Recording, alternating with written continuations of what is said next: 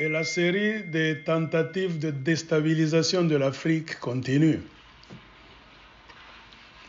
Maintenant, c'est l'épisode de ce général que vous voyez à gauche, qui s'appelle Michael Langley. C'est un général américain contre le capitaine Ibrahim, qui est à droite de l'image là-bas. Le capitaine Ibrahim, c'est le président actuel du Burkina Faso. Vous avez vu vous-même, le Burkina Faso, accompagné du Niger et du Mali, ont décidé de révolutionner leur système politique.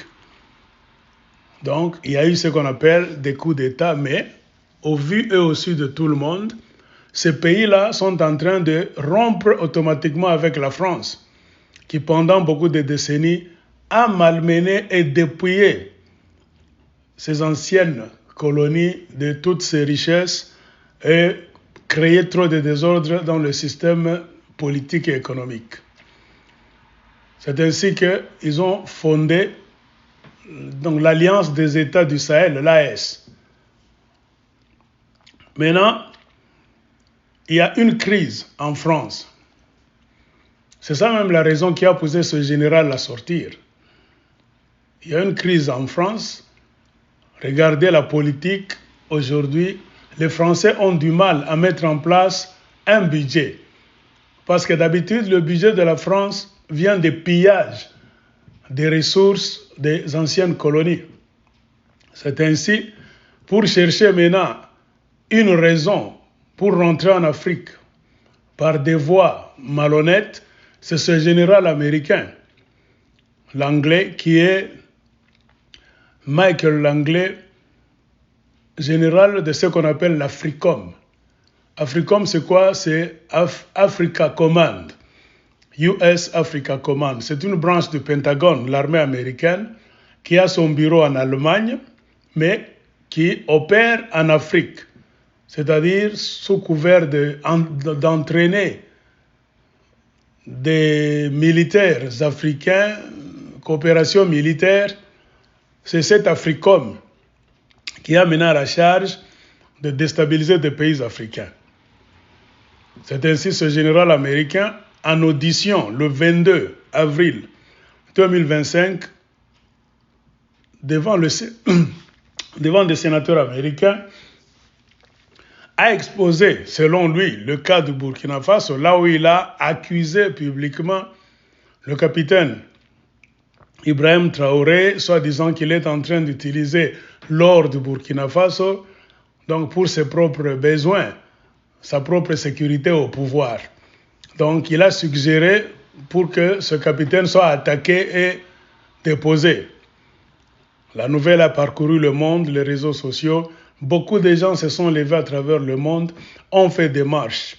En Afrique, même en Europe, jusque dans les petites îles.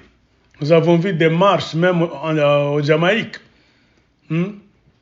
Donc, les gens sont tellement fâchés. Ils ont clairement dit que nous sommes maintenant en 2025. C'est la période des réseaux sociaux. Nous connaissons vos trucs. C'est de cette façon que vous avez utilisé Barack Obama, un soi-disant président nord-américain, pour liquider Muammar Kadhafi.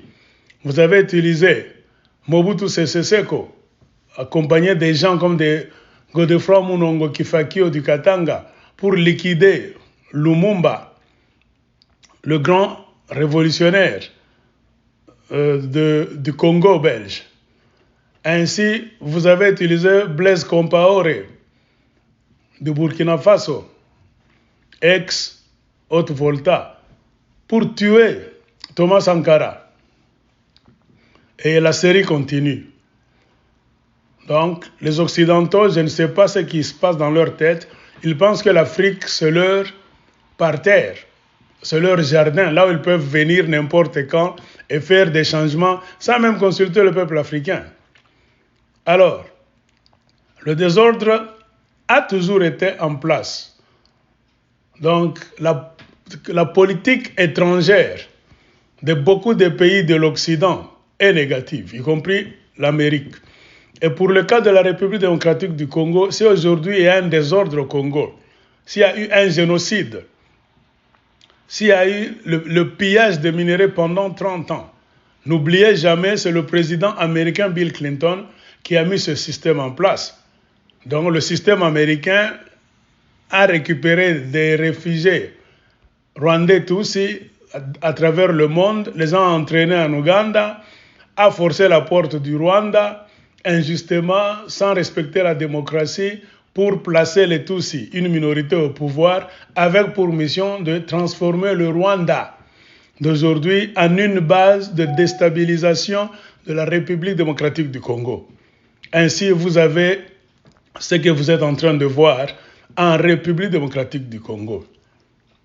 C'est le même Africa Command qui est sous le commandement maintenant de ce général américain, Michael Langley, qui entraîne les armées du Rwanda et de l'Ouganda, qui leur donne des armes, des munitions et beaucoup de privilèges.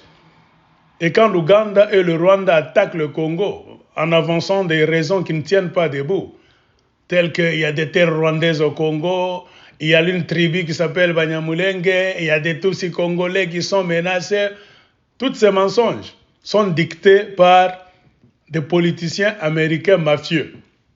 C'est ainsi pendant 30 ans, ils ont tué les Congolais, attaqué leurs villes et villages, ils ont déplacé trop de Congolais, ils ont pillé des tonnes et des tonnes de richesses du Congo, notamment le coltan, cassitérite, il y a de l'or, cobalt, tout ça.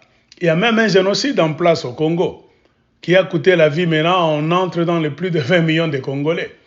Et chaque fois, le Congo n'est jamais écouté au Conseil de sécurité, à l'ONU, à l'Union européenne, même à l'Union africaine, qui est une mafia contrôlée par les Occidentaux. Toujours des vétos contre le Congo, mais le Rwanda est toujours privilégié, malgré que Kagame et Museveni, pour ajouter aussi l'Ouganda, sont des vrais criminels, des génocidaires du peuple congolais. Alors, il faut comprendre que maintenant, avec les moyens de communication qui sont partout au monde, faciles donc à acquérir, ce n'est plus une excuse, et surtout pour les Africains vivant dans des villes. Nous devons connaître comment la géostratégie, la politique internationale fonctionne. Ainsi, nos politiciens aussi doivent être poussés à savoir se placer du bon côté, là où se trouvent les intérêts de leur peuple, avant qu'ils ne se plaignent plus tard que le peuple ne marche pas avec eux. C'est à eux, car on devient leader, c'est pour marcher avec son peuple, pour guider son peuple, pour tâter la température du monde. Donc, ne jamais aller à contre-courant. C'est ça le grand problème. Alors, pour le cas du Congo, nous avons besoin de quoi aujourd'hui? Qu'on établisse un tribunal pour les génocides du peuple congolais. Là où Kagame sera interpellé, Museveni, président de l'Ouganda, interpellé, il y a des militaires criminels tels que des James Kabarebe qui seront interpellés. Et aujourd'hui, les Bertrand Bisimwa, Corneille Nangaa qui ont rejoint donc des forces rwandaises pour venir tracasser les Congolais après avoir truqué les élections de 2018, tous ces gens-là font partie des criminels en République démocratique du Congo. C'est ce que nous voulons. Au Congo, il n'y aura jamais de stabilité s'il n'y a pas de justice. S'il n'y a pas un tribunal, personne n'aura peur. C'est-à-dire tout le monde comprendra que pour avoir un poste au Congo, pour gérer ce Congo-là, il faut seulement prendre les armes, tuer une quantité exagérée de Congolais et voler des tonnes et des tonnes de richesses, et demain tu seras président. Et qui a mis ce système là-bas? C'est les mêmes États-Unis d'Amérique. À travers quoi? Le bras armé du Pentagone qui est Africom. Alors, tout cela est connu. C'est ici où maintenant nous demandons aux politiciens congolais de ne pas faire la politique à l'aveuglette. Vous êtes devant vos responsabilités et l'histoire va vous juger. Qu'êtes-vous en train de faire de ce beau et grand Congo? Lumumba avait dit que notre histoire ne doit jamais s'écrire à Washington, à Bruxelles, ni même à Paris. Nous devons écrire notre histoire en République démocratique du Congo. Et comment l'écrire si nous sommes inconscients, si nous sommes encore endormis, hein? Si nous nous intéressons aux histoires là-bas superflues, au lieu de nous intéresser au sujet profond et à l'avenir du peuple congolais. C'est ça le sujet du moment.